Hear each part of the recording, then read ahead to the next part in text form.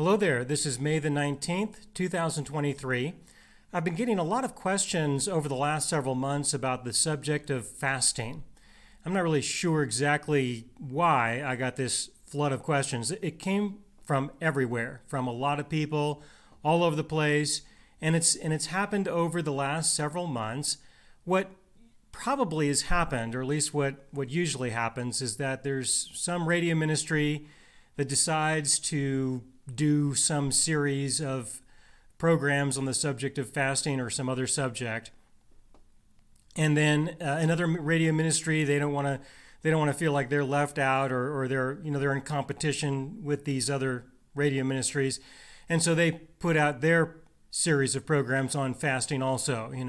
And then you've got people who don't agree with what was presented, and so they got to put theirs out there. And then what happens from there is that the churches pick up on this, because there is this sort of unsaid or unwritten partnership that exists between churches and radio ministries. The way it works is that the churches, they have a missions budget, and a good part of their missions budget is often sent to a radio ministry that is compatible with the doctrines that they promote in their church. And what happens is that people are listening to the radio, and then they contact the radio ministry and they ask, well, where can I find a local church? And of course, the radio ministry will then refer those people to the churches who are donating to the radio ministry. So there's this kind of unsaid or unwritten partnership that exists. Living God Ministries doesn't have anything like that, but everybody else pretty much does have some kind of partnership like that, which is one of the reasons why they have a lot more funding, of course.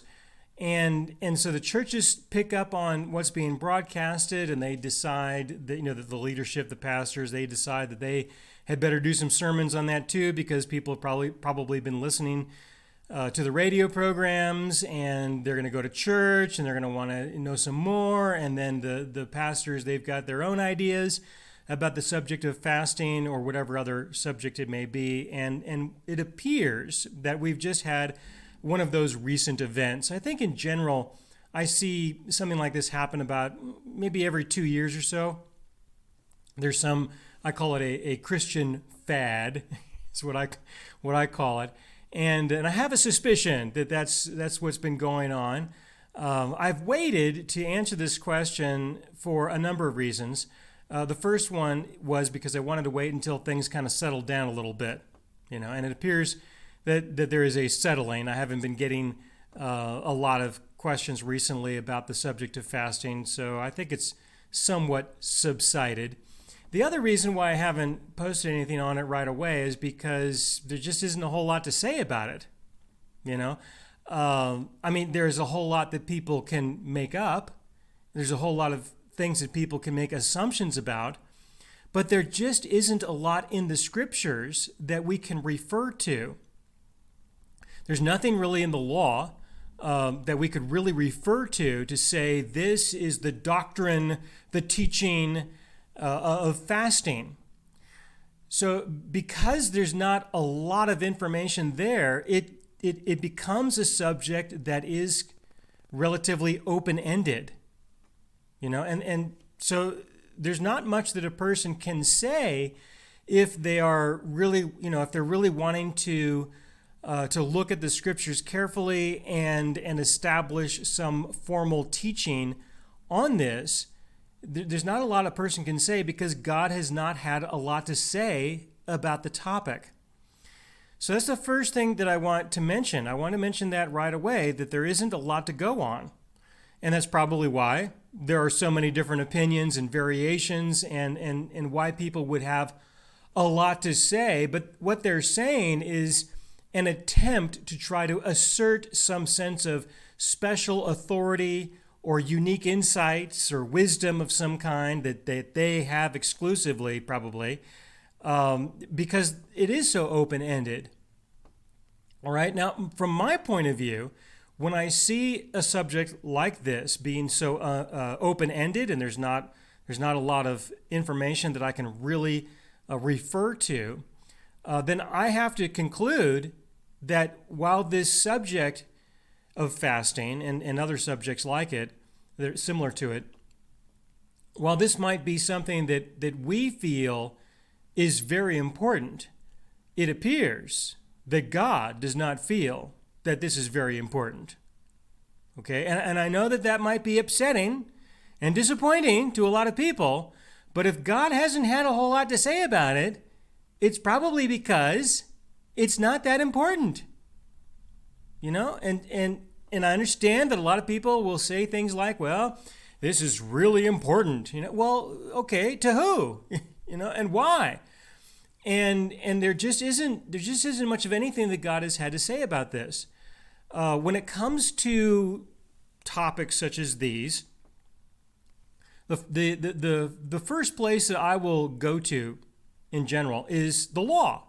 You know, the law of Moses, which is the description of what is right and wrong, what is good and evil, that God gave personally to Moses to give to the children of Israel. All right, and so that's where I will first go to, is I will in general, I will go first to the Mosaic Law for any topic, if I can, and I start there. And there just isn't anything in the law about fasting. All right, I mean, there's something that's close to it, and that is the Day of Atonement. The Day of Atonement was one day a year, and in accordance with the law, you are to afflict your soul. All right, and that's open-ended. You know, I mean, what does that really mean? And you can read it for yourself. Depending, I mean, I suppose other translations will give a different rendition, but in the law, we have Leviticus chapter 16, verses 29 to 30 are the ones that I was spending a lot of time with. But Leviticus chapter 16 is about the Day of Atonement. Chapter 23, Leviticus chapter 23, between verses 27 and 31, you'll find a lot of content there. And also Numbers chapter 29, look around verse 7.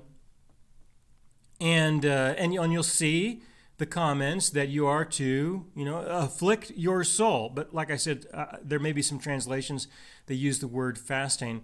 But that's not the explicit word that's being used there, from what I understand. So, you know, even in the Day of Atonement, while it is traditional to fast on that day, that is a traditional decision, it's not explicitly stated by God that this is what you are to do. It is, however, probably, you know, a really good way to afflict your soul, you know, and I think that that's why it was adopted as being the way that this would be accomplished, which is fine. You know, I wouldn't want to argue that particular point that, well, you know, you should afflict your soul in some other way. You know, we could find something else that would maybe be a little bit more afflicting, you know, or cause more of an affliction. You know, but this is what people have decided that they would do. Now, the Day of Atonement was mainly about those sins that the people did not know that they committed. The reason why I say that is because we have a lot of laws for a lot of different sins. So if you committed one of those sins, you should know that you committed that sin. And there were sacrifices and ceremonies that were associated with those particular sins. So you can go do those. You know, you can go do that. The Day of Atonement was, from what I can tell, about the sins that you didn't know that you committed. And what's also different about the Day of Atonement was that this was something that the priesthood would do on behalf of the people. Okay, and so you wouldn't have a circumstance where a person would commit a sin, they knew they committed a sin, and then they would just say, you know, the priest will take care of that for me. You know, the Day of Atonement is coming up, the priest is going to do that, and then all the sins of Israel, those are going to be forgiven, so I'll just wait it out and the priest will handle it. That was not an appropriate attitude, all right, according to the Mosaic Law. You know, if you did something that was in violation of the law, then you conform to the law and follow through with the sacrifices and the ceremonies and the sacraments and those things that are associated with that sin. The Day of Atonement was different. It was about the sins of all of the people, and in general, from that perspective, I say that it is the sins that you did not know that you committed. And this is something that the high priest would do on behalf of the entire nation. So if we were to refer to the Day of Atonement, and we were to refer to the affliction of the soul, perhaps in the category of fasting, then I will have a bias, all right? I will have a bias to suggest that the subject of fasting would be somewhat related to the sins that we did not know that we committed, okay? And this is a Pharisaical point of view as well, all right? The Pharisaical point of view with regards to fasting is that this was extrapolated. It was somewhat extracted from the law related to the Day of Atonement and the affliction of the soul, and the decision that this would be done by fasting, by tradition. And so the Pharisees, they would fast twice a week, Mondays and Thursdays. Those were the fasting days. Okay? So on Mondays and Thursdays, the Pharisees would fast, and it was about the sins that they did not know that they committed, because of course the Pharisee believed that they had found a way to live a life through their lifestyle, through their way of life, such that they never sinned. But just in case, we have the Day of Atonement once a year, but no, they decided that they would implement what I would know as keeping short accounts with God. All right, many of you will probably recognize that phrase within the Christian world, that this was the Pharisaical way of keeping short accounts with God. Do it every Monday and every Thursdays, every Monday and Thursday.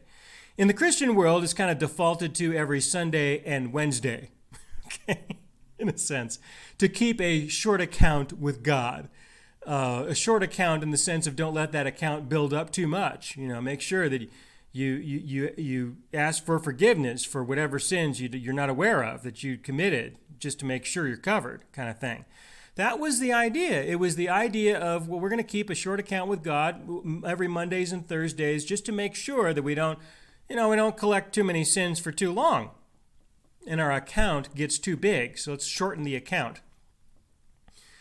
And so the Pharisees were fasting twice a week in order to try to, deal with this potential problem of them committing sins that they didn't know about, and they wanted to stay right with God.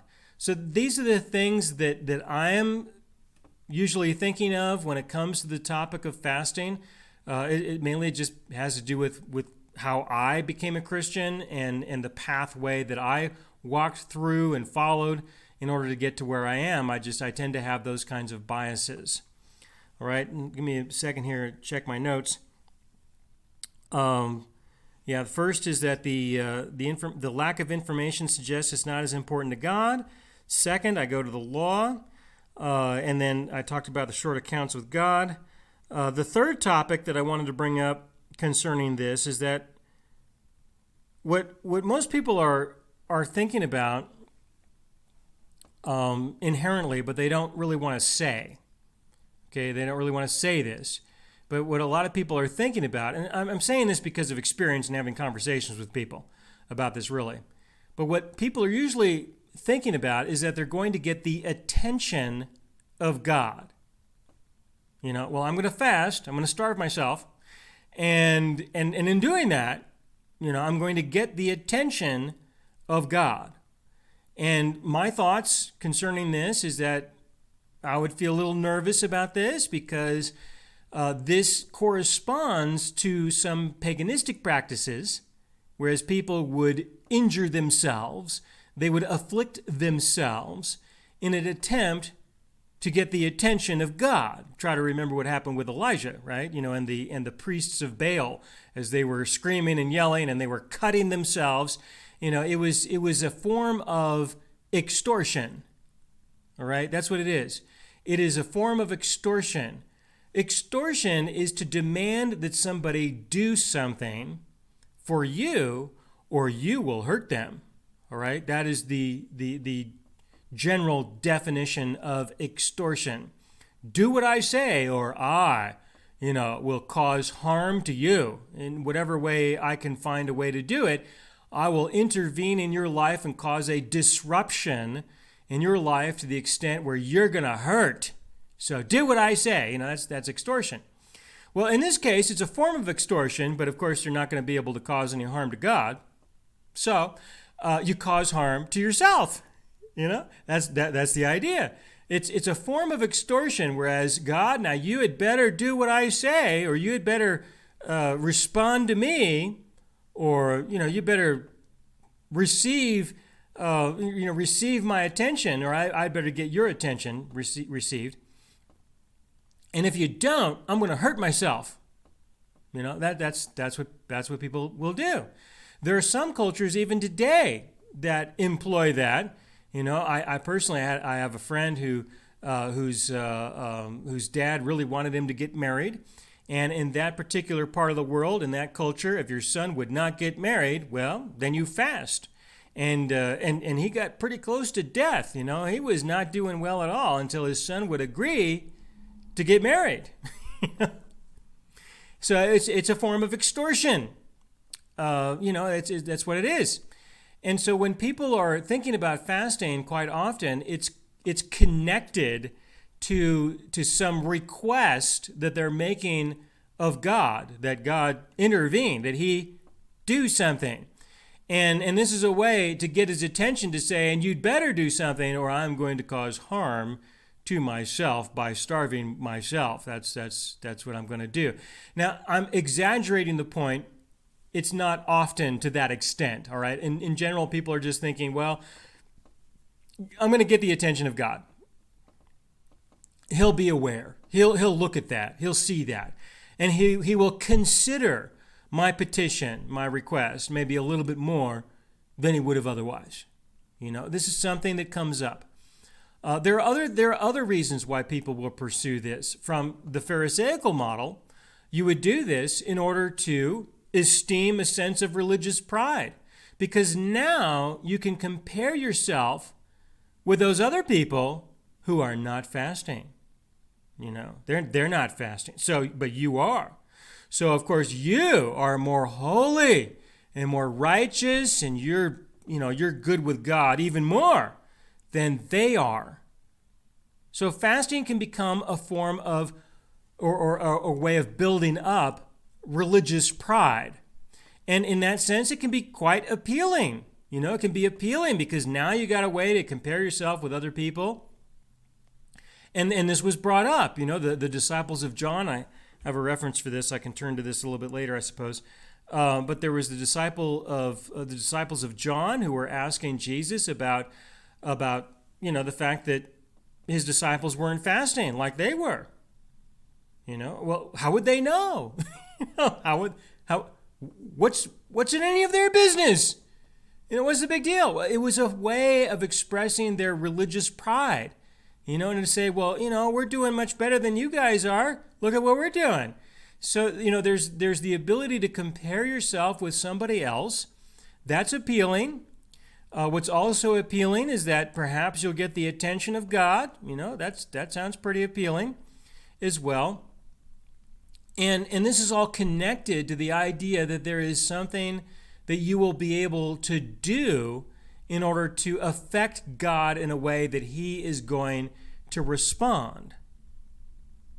And if He doesn't, well then, he's got some psychological problems because he's not being empathetic, or he's not being compassionate. So God has got psychological problems if He doesn't respond. This is an exaggeration to make the point that this is how sometimes people will think, at least kind of in that direction. Okay, so those are some things that I could mention concerning this. That's why I got a notation here of Matthew chapter 6 verses 16 to 18, and I don't have it up on this screen here to be able to read through it. But your Father will reward you openly. But that is not all that He said. This was in the Sermon on the Mount. Sorry, I'm tired, so I'm not doing so well. But I'm working, um, I'll go ahead and bring this up. It'll be easier for me to deal with it that way. I haven't been posting videos for a while. I need financial support, folks. I really do, because I have to do work on other places and in other ways in order to make ends meet. And it's really tough. I just have to walk away. I have to abandon the camera. All right, so let me go ahead and turn to this. Matthew chapter 6. This is the Sermon on the Mount. I'm just going to go ahead and this is a bad transition. Sorry about that, but I did have a number of passages of interest that I thought that you guys would be interested in, that we could talk about a little bit. Matthew chapter 6, verses 16 to 18. Moreover, when you fast, now he's talking in the Sermon on the Mount, and remember, the purpose of the Sermon on the Mount was to show you that you really do need the grace and mercy of God. That was his focus of the Sermon on the Mount. You need the grace and mercy of God. Without that, you have no hope of entering the kingdom of heaven. You have to be perfect as your heavenly Father is perfect. And this was part of that. Fasting was not required by the law, but Jesus mentions it as a topic, as people were using that, like I said, in order to esteem their religious pride, their status before God, keeping short accounts with God. These were things that the people were familiar with, all right? But this, of course, is not all that Jesus had to say about this subject. You have to consider the whole context of what he's presenting. He's not saying fasting in the sense of you better do it. He's saying fasting. He's talking about fasting in the sense that if you are going to esteem your right standing before God by what you do and by what you don't do, well, here's a way to do it differently to make sure you're doing it even better than how you're doing it. So starting in this is Matthew chapter 6, verse 16. Moreover, when you fast, do not be like the hypocrites with a sad countenance, for they disfigure their faces, that they may appear to men to be fasting. Assuredly, I say to you, they have their reward. But when you fast, anoint your head and wash your face, so that you do not appear to men to be fasting, but to your Father who is in the secret place, and your Father who sees in secret will reward you openly. All right, now there was nothing in the law that said that God would reward you for fasting. Okay, this is a belief, this is an opinion, but God is not required to give any rewards whatsoever. And if there was something that we could refer to, or there is something that God had said that he would reward you for your fasting, well, that's not all that he said. You're going to have to do a lot more than just fasting. You have to keep reading and reading all the other things that he had to say. Do it all right? And until you do, he is not required, or he's not indebted to you to reward you in some way. But what Jesus is asserting is the fact that these other people, the religious people, they were doing this openly in order to compare themselves with others, to esteem their religious pride, that sort of stuff. Okay, so their reward openly is what? How are they rewarded? Well, they can look like a holy person, I guess. That's their reward, is it? Okay.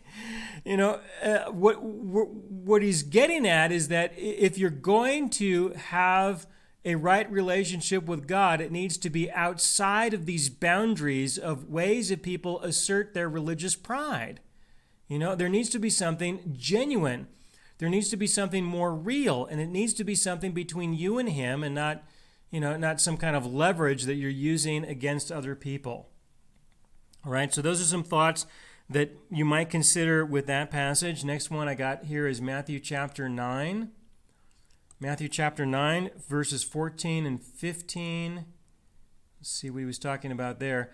When the disciples of John came to him saying, Why do we and the Pharisees fast often, but your disciples do not fast? Okay, well, the disciples of John, what that meant was that they were baptized by John, which means that they were asserting that that they, as a Jew, were just as unclean as a Gentile. They needed to repent and they needed to dedicate their lives in a commitment to live in obedience to the Mosaic law.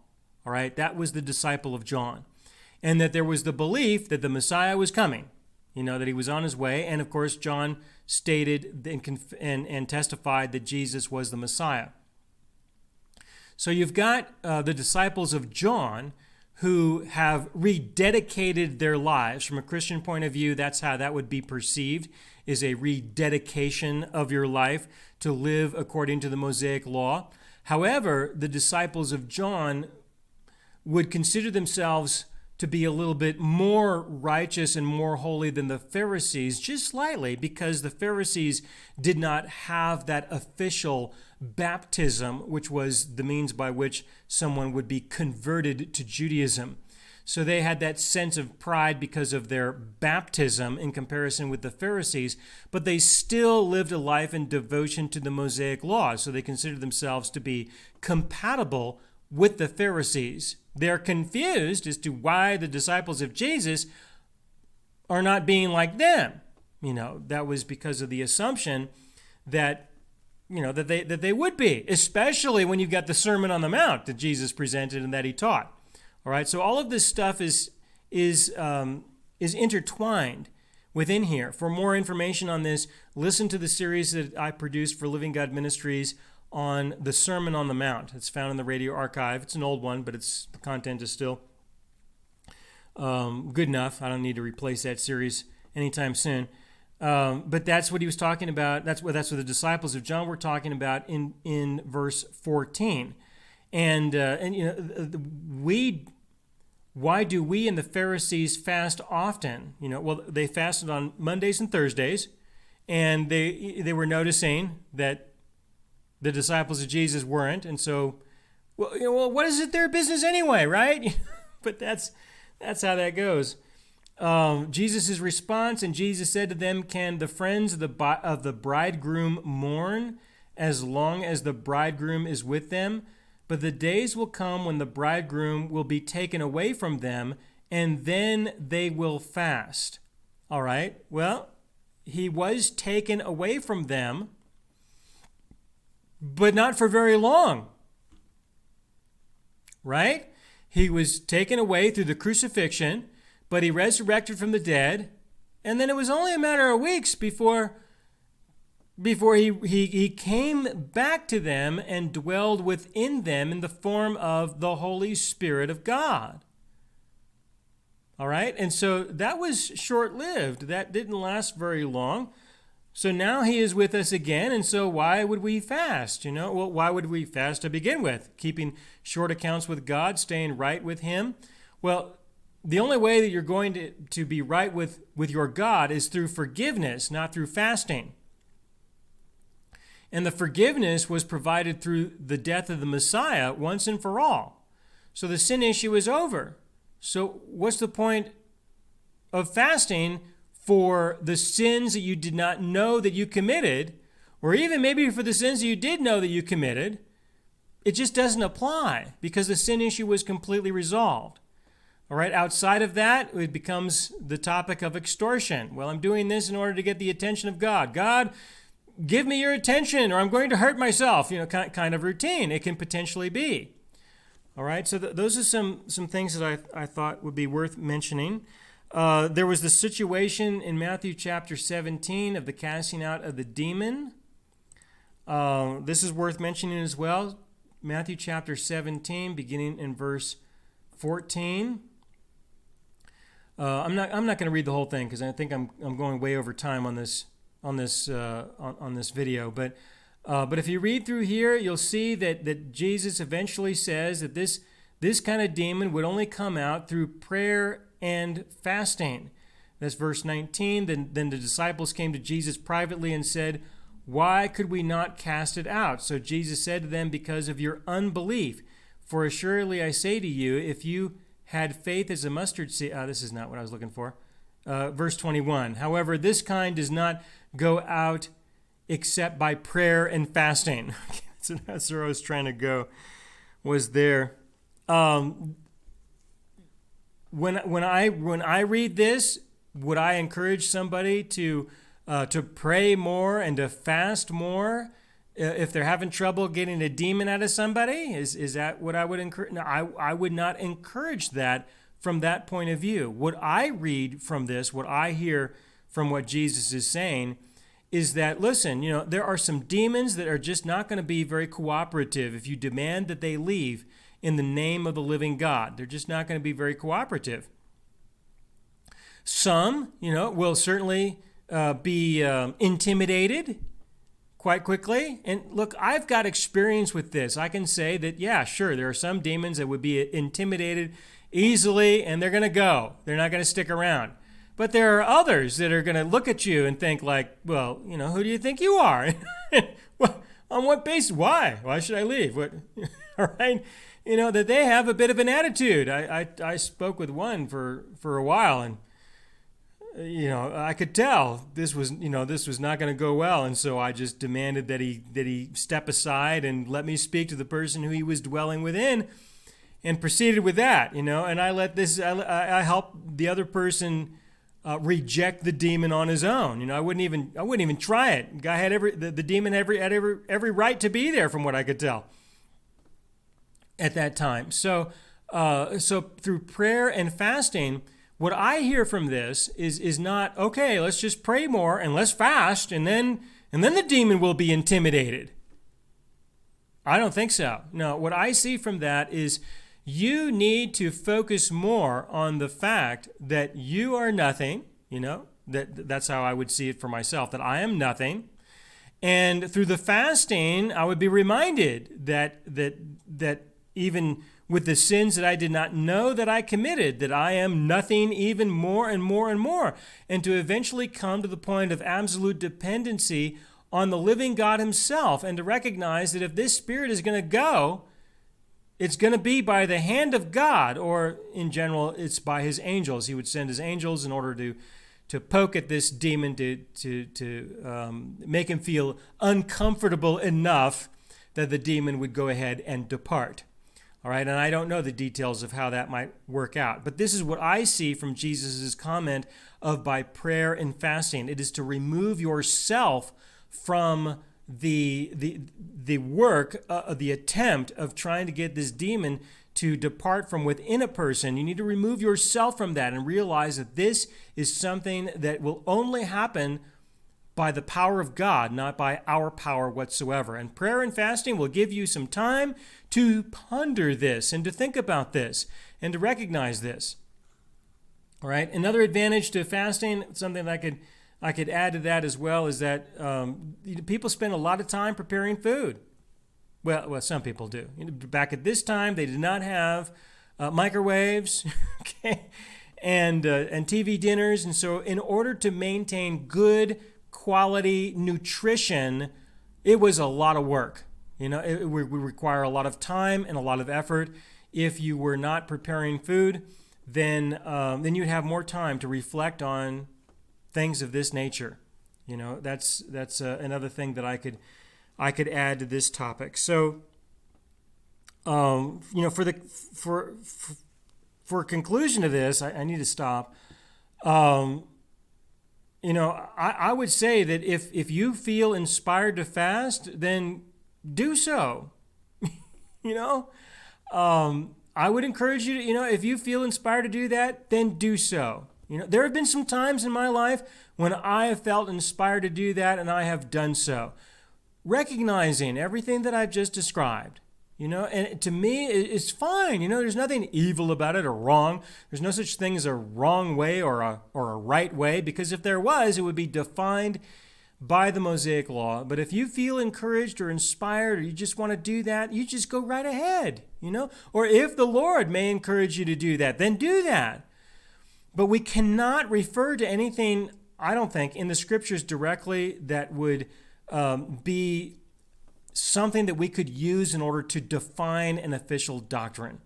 All right, so you have an open-ended topic. I've given you an open-ended description of what I think about it. I do hope that this will be of help. If there are any other questions you'd like to ask me concerning this, then of course do send Send them to me directly by email. Send them to me to aaron@aaronbudgeon.net. And any other questions on any other subjects, send those questions to me by email as well. All right. I do hope that this was helpful, and I will see you another time. Thanks. Bye-bye.